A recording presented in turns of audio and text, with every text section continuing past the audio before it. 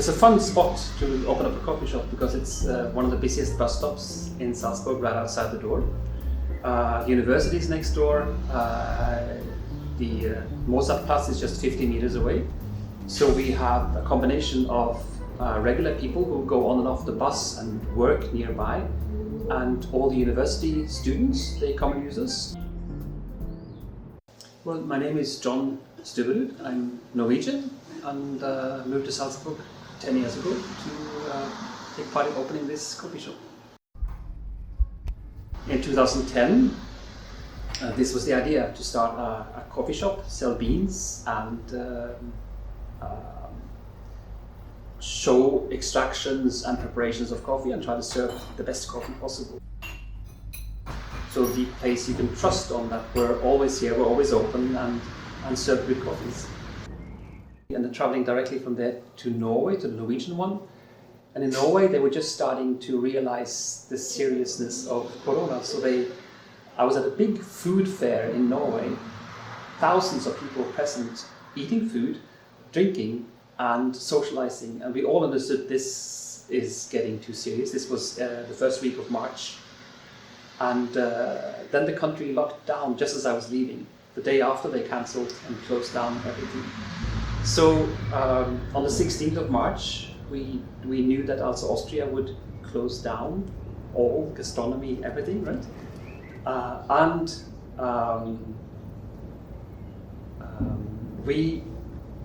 We thought, okay, this is going to be a change. How do we deal with this? And of course, on the 16th, we closed down the store, prepared for that. It was scary to see that this is coming. We understood in the weeks before that this might be a situation where we might have to close down, and how serious is this? And we understood from the scary situation in Italy and other countries that this is a serious thing. But then, okay, what will happen to us? Are we supposed to be closed for a week or 2 or 3? Is it a month? Is it a half a year? We decided, of course, to keep everyone who works here. This concept is a small one, and we're dealing only with coffee. So we decided, okay, this will survive somehow. Ja, also es war natürlich grundsätzlich am Anfang relativ große Unsicherheit mit dem, was über die Medien kommuniziert worden ist, und generell die ganze Situation eben gerade in der Gastronomie, von der ja mein Lebensunterhalt doch abhängt. Aber es war dann eigentlich für uns zumindest hier im Betrieb relativ sicher, weil uns von der Geschäftsleitung und vom Chef gleich einmal von Anfang weg versichert worden ist, dass so lange wie möglich niemand gekündigt wird. Du bist ja der Arbeitgeber, also gibst ihnen Geld, du fällst dann weg als deren Lebensunterhalt. Ja, natürlich, ja. Wie hast du dich dann da gefühlt? We were in panic at first about this, and we told our employees that we will keep you as long as possible and see how this develops.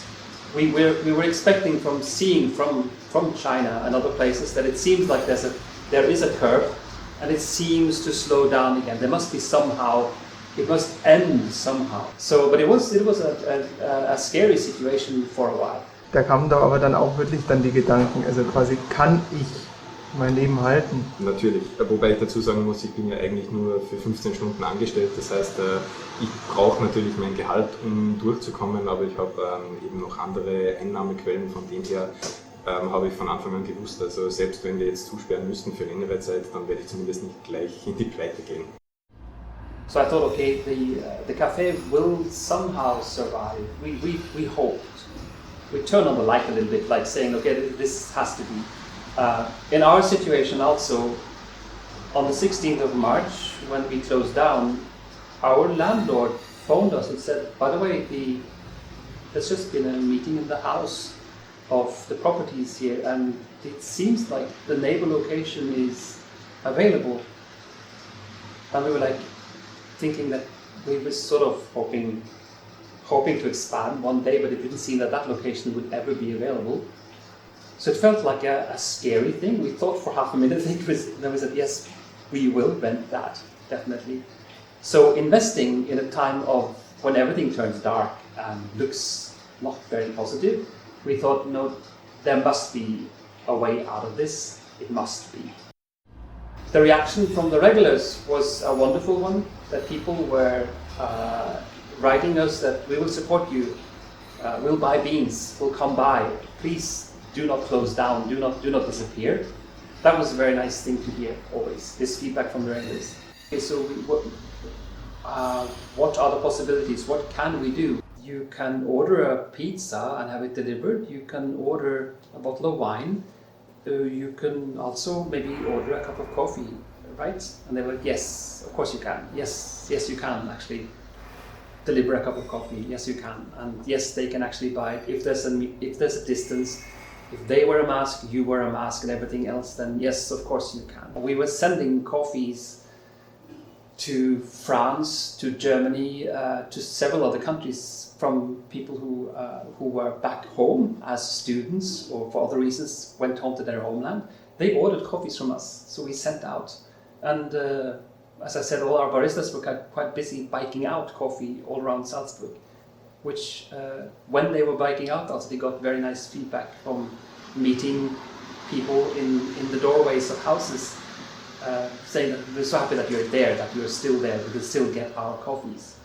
And of course in the doorway, when we could start serving more and more, people are really happy. Also am ersten Tag, wie wir wieder aufgemacht haben, ja, also das war so irgendwie ein Moment, wo man sich gedacht hat, okay, irgendwie steuert es jetzt wieder in Richtung Normalität. Also es war schon irgendwas, was mir auch sehr abgegangen ist, eben dieser Kontakt mit Menschen und generell eben diese Situation, dass eben alles wieder mehr oder weniger in geregelten Bahnen läuft. Also das war schon eine große Erleichterung eigentlich.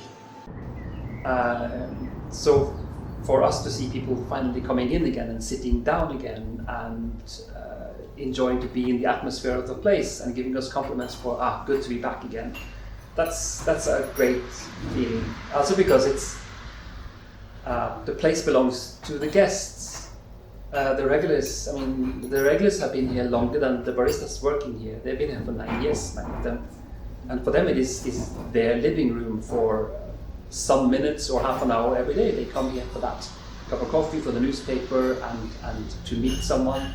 And they've done that for years, so it's their place. And to have that daily routine on your way to work, on your way to lectures at the university or so, that's important for people. And then it's nice to have that small talk every day with your regular customers when they come in and get their cappuccino and they just, good, you're here again. Thank this, I needed this, I really need this. It seems very simple. It's just a cup of coffee, but it's a ritual. So of course it's nice to have them back again in India. Wie schaust du jetzt in die Zukunft in 2020? Was meinst du, was bringt's dir? Das ist eine sehr gute Frage. Also es hat ja immer wieder diesen Diskurs gegeben, dass man aus der Krise das Beste machen sollte und sich persönlich weiterentwickeln. Ob das jetzt wirklich so stattgefunden hat, glaube ich jetzt nicht, aber zumindest, ich glaube, ich habe für meine Arbeit und auch für dieses ganze Ambiente also das Ganze noch einmal neu schätzen gelernt vielleicht. Wie es jetzt ansonsten weiter aussieht, keine Ahnung. Ein Wunsch, den du vielleicht noch für 2020 hast? Gibt es da irgendwas?